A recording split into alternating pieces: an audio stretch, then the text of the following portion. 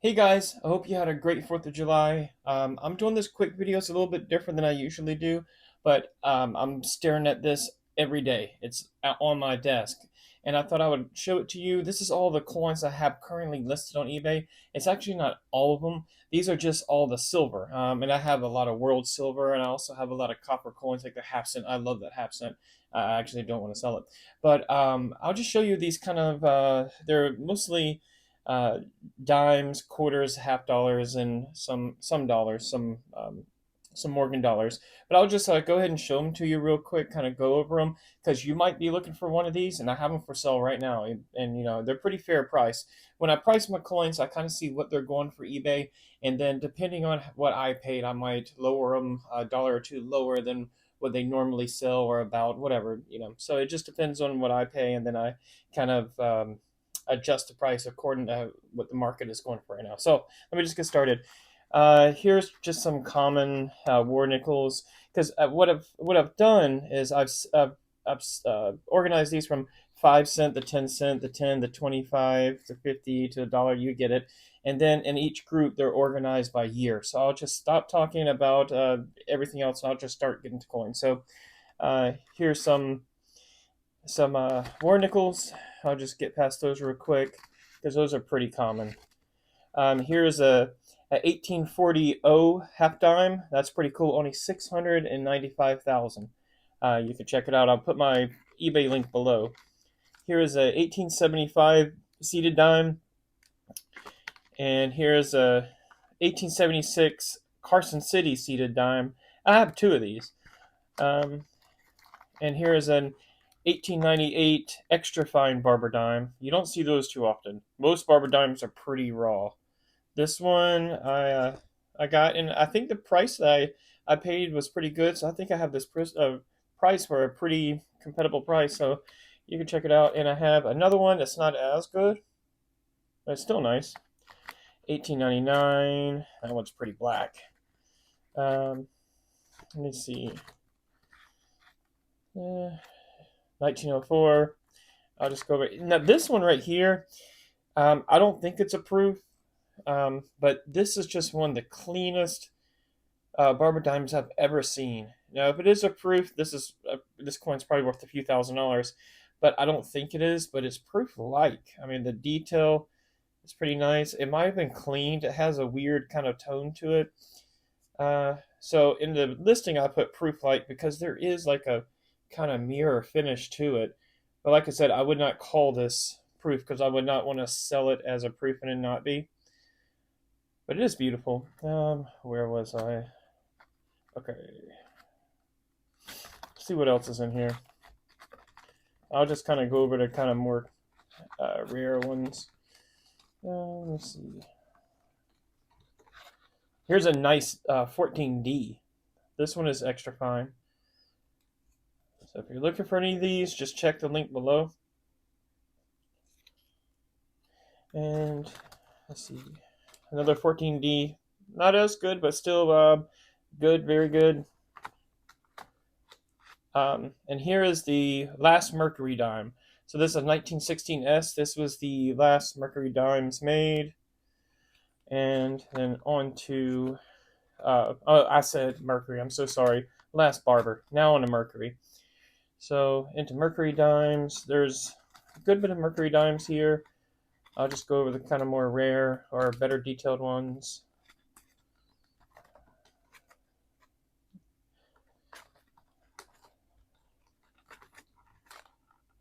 And the Mercury dimes, you probably heard me in videos before saying that I consider semi-key date under 10 mil, but I'm going to try to find the ones that's like 5 mil and under. Let's see. Let me just kind of, I'll do like this.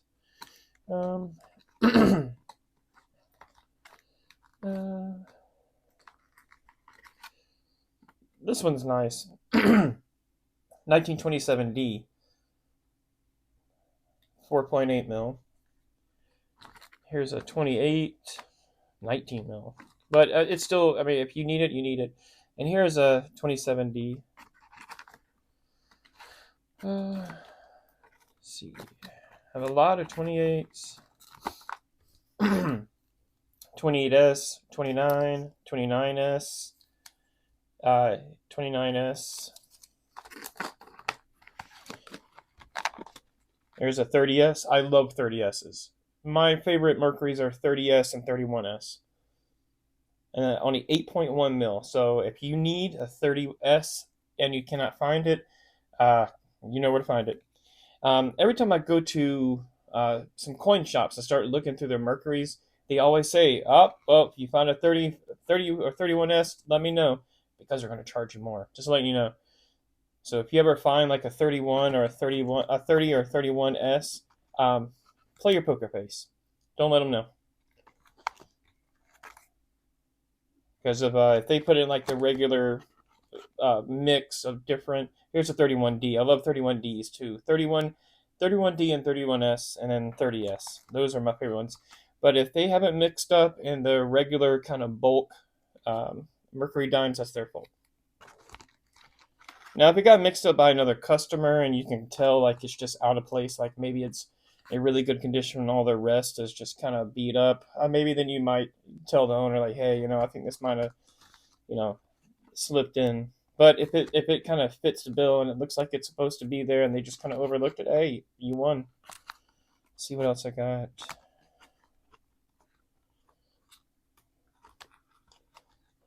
Here's a 37. This one's nice. This is a good quality one. 37p. See what else I got. 37D. 14 though. 37S. I try to keep a good bit of Mercury dimes. Mercury dimes are my favorite US coin. And I buy about almost every single Mercury dime that enters my site. There's very few that I'll put back, and those are usually rubbed to the point where they just have no detail. That one's nice. It's a 39D, but a good thing about the ones from the late 30s and 40s, there's a lot that's unk that you can get for like, almost melt 350. I'm used to Mercury dimes at melt, like just bulk kind of Mercury dimes selling at 250, but now I think the new price is $3. I think pretty much any shop you go to, they're going to charge you $3 minimum for a bulk rubbed down one. And on eBay, I've seen like the cheapest, even rubbed down ones going for about 5 plus shipping, like lowest. Here's a nice one, 40D. Like if you go and look at sold Mercury dimes, you'll see that there's not many selling for under $5 plus shipping. You're going to pay $5 to $7 for a common date rubbed one. It's just this one's real nice. It's an unk, but it's those days of cheap Mercuries are just gone, and that's why I just buy them. Every single one I find, I just buy. And that's the reason, because I know these are going to go up in value probably more than any other U.S. dime. U.S. coin. Here's a 55D. That's like the only key date. There's a 46 too, I think. 46 and 55. And let's see what else. These should start on the quarters. Yeah, here's some quarters. Here's a 53. It's kind of rubbed, but it has the arrows and rays. The arrows and rays, I think this is the only year, 1953, that have the arrows and rays. And the reason for the arrows, and this is true for any of the arrow on the front coins, I think they did it on the dimes, the quarters, and the half dollars. Those arrows represented a lower amount of silver. So there's less silver in the ones with the arrows. So just a note. If you ever wonder why there's certain years, usually around like 53, 56, something like that, this one doesn't have arrows. This is a 56. But I think with quarters, there was only 1 year, 53. On some other coins, there's different years, but it was pretty much like a only 1 year thing, where if they had the rays on them, I don't know the true reason. I just know the reason why the rays are there to signify that there's a less silver content in that year model. Here's 1877, rubbed pretty raw. Now onto the Barber quarters, 1902. Let's see if there's any good ones. 1970, this one right here, this is the bare-breasted one. So I'll see if I can zoom in real quick. We're all adults here, right?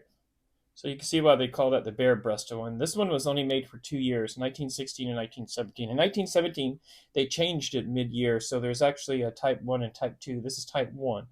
So this is why they call it bare-breasted Type 1, and you can kind of see why it's offensive. But if you look at some of the French or Italian coins, it's way worse. It's way worse. This is mild. So let me get back to where this was. Oh, eh. Whatever, I'm just stick there for now. See what else we got. Got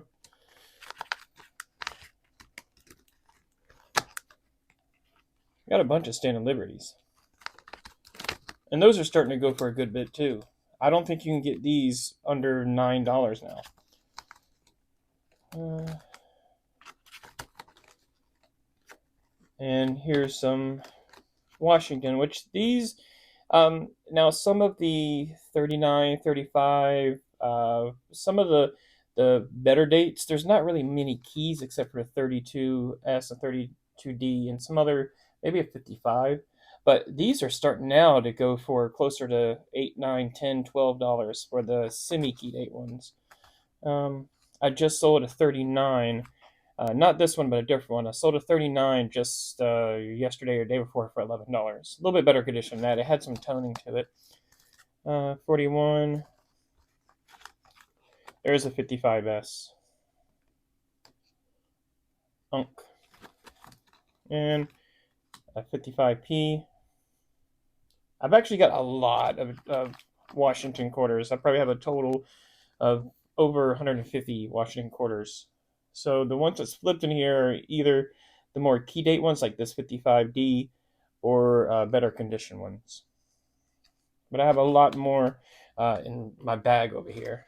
So let's see if there's some more fun stuff. I have some proofs if you're looking for proofs. There's a proof 61. I have another proof 61, proof 61. Got a lot of proof 61s. Proof 62. That one I need a reflip. Here's a proof 62, 63s. Let's see if there's anything fun in here. 64s. Okay, now into the half dollars. So here's a 1936 bust half dollar. This one is rubbed so raw, but I had to get it. It just came across my path the other day, and I had to get it. So I'm just selling it for a little bit higher than I paid just to cover the eBay fees. Here is a 1858 Seated Liberty half. These are always cool. I saw a Seated Liberty dollar today at a store, but they wanted $425. I'm going to try to get one for a little bit cheaper, enjoy it for a little while, and then I'll sell it on eBay. So check back and you might see me with a Seated Liberty dollar. Here's a 1875S. That one's really nice. That one's really, really nice. Some 1900 Barbers. And that's a key date, 1.1 mil. So if you're looking for a 19.0, I have one here. I think I have two here. Well, I have an S here. I have a 03S. I have a 030. If you're looking for that. I have a 060 and a 06D. I'm looking for a 06S. And I wanted to make a video talking about the San Francisco fire in 1906. 030, a 12, 14. Yeah, here's a nice one. 1914S. So that one I got from the video that kind of went viral. The unwrapping a 80-year-old coin roll. I got that from there. And the 80. Here's a 1921S I got from that same video. And 23, 27S. It's getting kind of packed back here. 36S. I got a 37. With half dollars, the best years are 37, 38. So here's a 37 9 mil. It's one of the more common. Here's a 39. And then I have some 49 Benji, and there's a few Benjis in here. Let's see what else. Some 64, some 66. I have some proofs in here too. But this isn't all of them. This is just some I have currently listed. Here's a 69D. All right, and I'll pull these out.